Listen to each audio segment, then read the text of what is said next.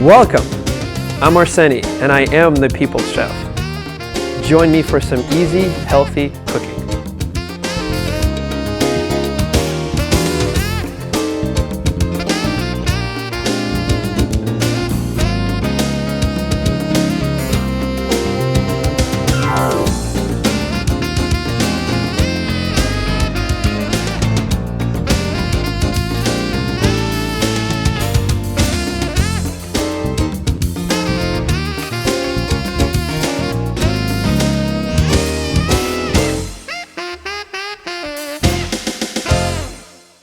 I'm going to show you how to prepare a new dinner with some leftover turkey.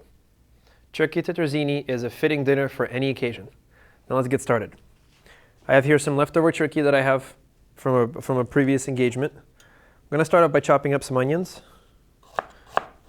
And you don't want to do it too thick and too long. So once you cut them in julienne-sized pieces, you're going to cut them in half. And that's ready to go. Now the biggest thing is the milk. Usually this recipe calls for cream, but most households won't have cream, so milk or half and half will work. Get a small pot going with a medium heat. You don't want it to be too hot because the milk will start to curl really fast. And just add it. Now what you want this to do is you want it to reduce.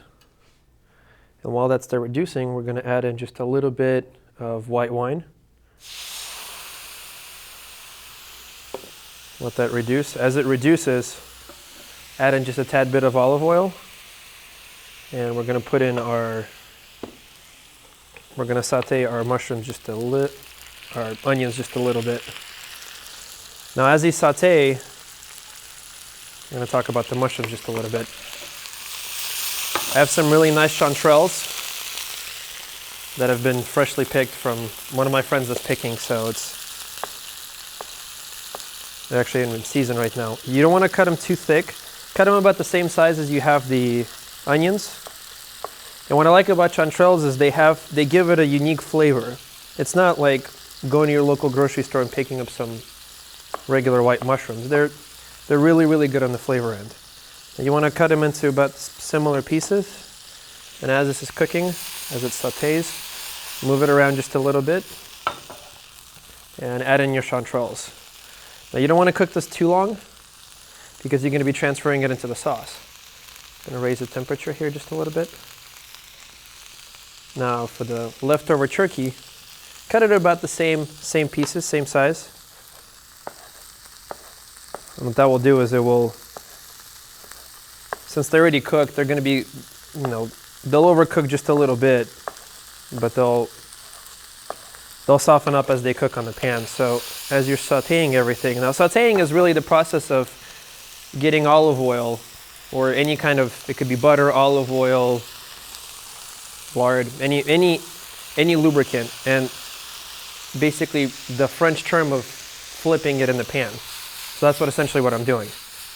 Now since this is almost done, I'm going to start adding just a little bit of Parmesan cheese to the milk. Now what this will do is it will act as a thickener.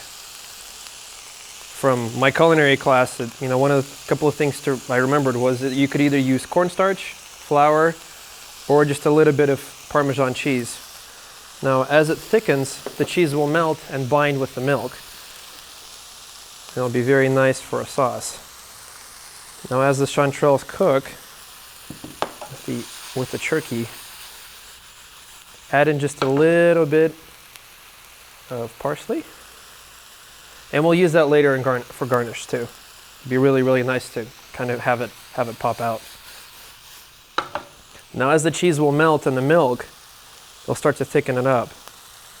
And you want to add the chanterelles, the onions, and the turkey into the milk. And we'll do that. You want to do it very slowly and very carefully because you don't want the hot milk to be spraying everywhere. Now as it mixes together, you want to let it cook for just a little bit. The cheese will melt and everything will start to, you have the reduced wine in there, so it's starting to really smell like, like a really, really nice dish. Now, For garlic, I like to saute it separately, so we'll cut the garlic just a little bit, cut it in half, take it off the shell. Now, there's a couple of ways that you can go with the garlic. You could either cut it, just cut it into larger chunks, or just julienne it very, very fine. So you can use also the back of your side of your knife and just gently just tap it, and it will take the skin off.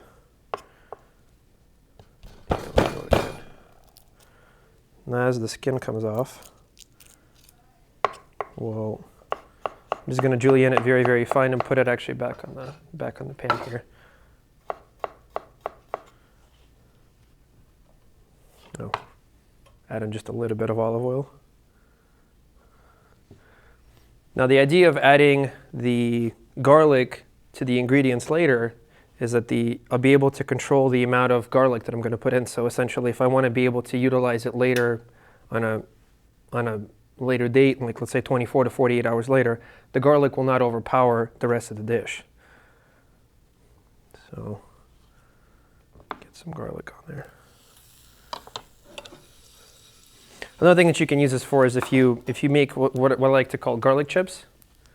And what they'll do is it's basically you use a little bit of the olive oil, but you almost kind of like deep fry them in there. What they could be used is for garnish. Now make sure that they don't cook too much, or just they'll start to blacken. Now to plate this, we have our plate over here. It's going to be very, very simple. You just get your ingredients out there.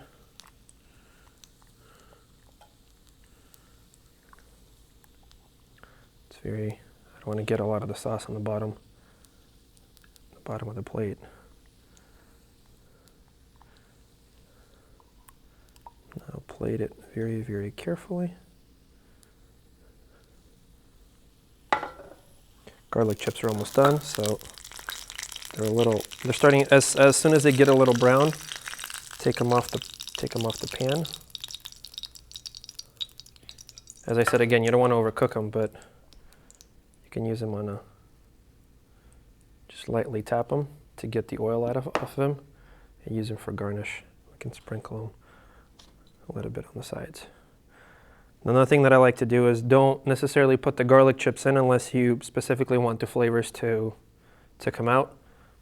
And putting in a little bit of parsley on the sides. And you're almost ready to plate. There you go. Tricky Tetrazini. If you have any other recipes you'd like to see on my show, please email me at arseni@tpchef.tv for future episodes. And other episodes, please, for full episodes, visit my website at www.tpchef.tv. Join us for future episodes, and thank you for watching The People Chef TV. Eat well and be well. I'm Arseni.